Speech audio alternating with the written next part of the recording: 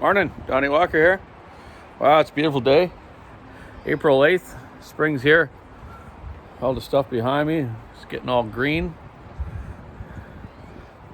Time to mow the lawn. Did that last week. And everyone's been crazy bringing in lawnmowers and trimmers right now. It's the season. We kept busy all winter really, but right now, yeah, lawnmowers are rolling in and weed eaters and tractors. And everyone's doing the yard work. So yeah, just up at the old shop here, just finishing timing up a 565 Husky auto tune for a customer in Ontario, I believe.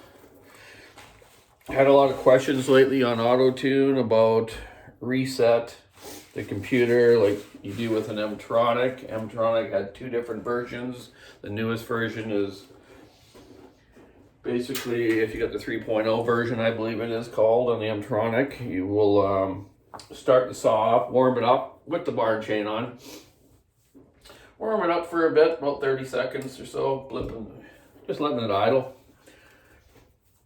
Then pin it full throttle for about 30 seconds. You'll hear it kind of run along and change and kind of misfire a little bit, you know. Then all of a sudden, it peaks up into the high peak of power and boom, it's done, it's reset.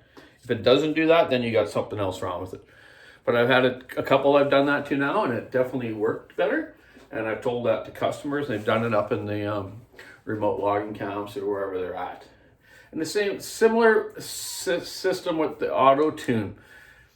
Like these computer things are searching every second, so many times per second, I believe, with these little things going on in there to tell the altitude and the fuel ratio and temperature, dirty air filter, plugged fuel filter, you know, it's going to compensate for that. So that's kind of cool, you know, like some people aren't really liking the new stuff because they're just so used to the old stuff.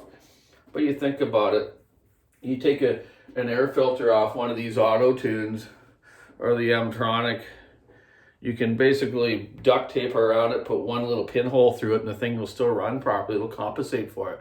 Where old saws, it would just choke out. The guy be turning the high speed in to get more power out of it instead of cleaning his air filter. And you know what happens? Scored pistons. Or bearings, crankshaft failures. A lot of times, if you're over revving them like that, you know, you'll score the bottom rod bearing and seize it up if you're over revving them. That's where a lot of guys on like 461 Stihls, they change the ignition to the old 066 or the old 46 ignitions. That's fine if you know how to adjust a carburetor, and the guy's making sure he's not running it at 15,000 RPM. You don't cut wood at 15,000 RPM, but you do your living and stuff. But I've seen many of them blow the crankshaft bearings out of them, and that's why. There's nothing wrong with the condition the 461 has, and I don't care what people say. There really isn't. I've seen the saws last longer, and I've seen hundreds of them out there. So this 565 here, the 572 is basically the same saw, except for it has a full circle crankshaft compared to the old half Lobe. Told you before, all racing motors and stuff have this type of crankshaft. Go-kart engines, motocross engines, you name it. So this guy just wanted a little more power, so I've just retimed it, and I've set the numbers where I think it's pretty conservative. You know, like it should pull good, it should rev okay. You know, you got to remember these have an limited ignition too, so you can only go so far as ignition will go. Which is fine. I think these ones do about 13.6, I think. That's fine. Been successful so far with the 72 ones doing these numbers, so this one will do the same numbers with the 565.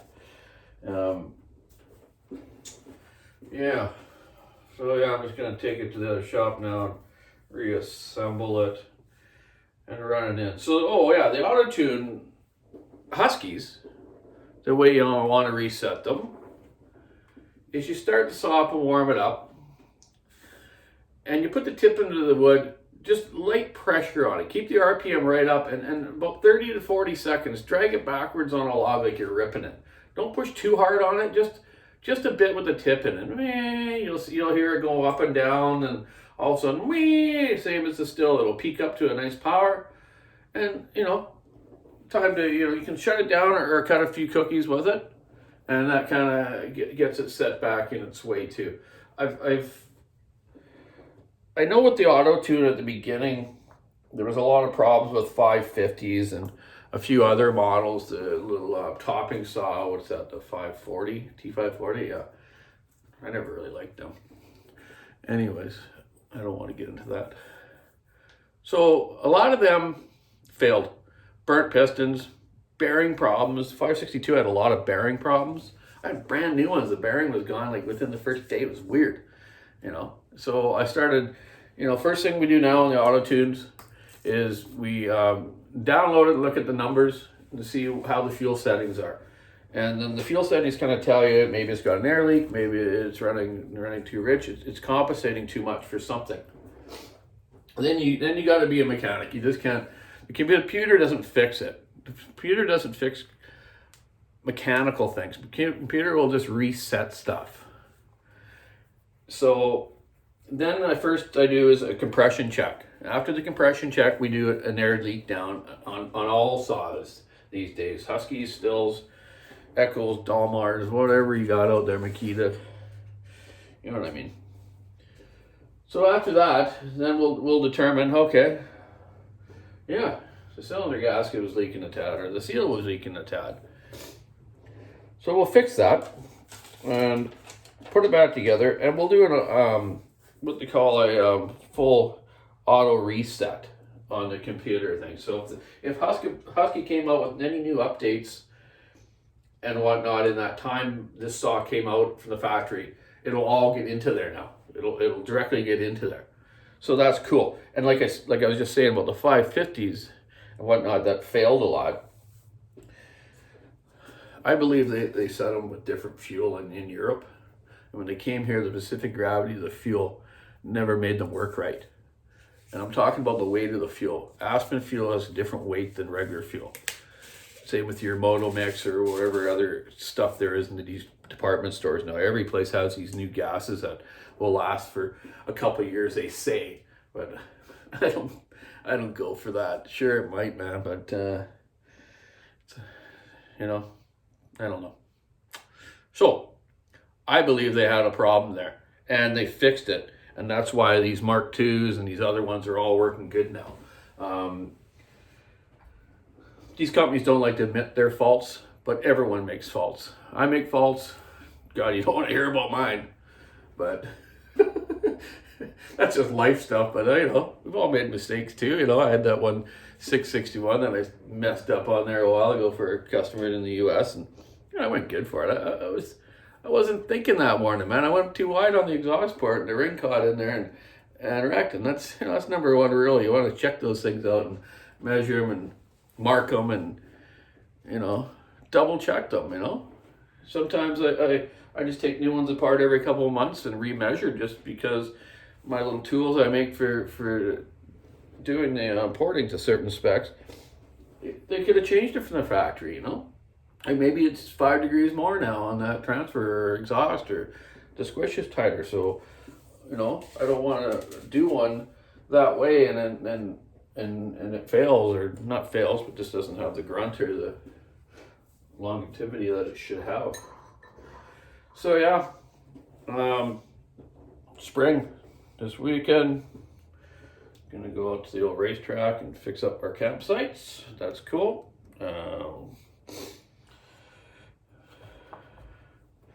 Take my camper out and I'll leave it out there for a couple months while I do some work out there, and I'll give you a little rundown of that place when I'm out there this weekend. Maybe me and my dad are gonna fall a couple maple trees, and I really want him to. He still figures he can do it, but probably still can't better than I can. So I'll do them for him. They're just small ones. I'll take my little hot rod 375, I call it XP, my 75cc 372 my favorite saw. I get a lot of favorite saws, but that one just, I don't know, beats them all. Yeah, so, yeah, and then we're going to fix up a couple new campsites there. Our old setup we had, we're kind of worried there's these couple big cottonwood trees there. And I'm talking these suckers, I would say they're 5-footers, these two big ones that are left there. And they're pretty tall. And they're in this kind of swamp. And there used to be 3 of them.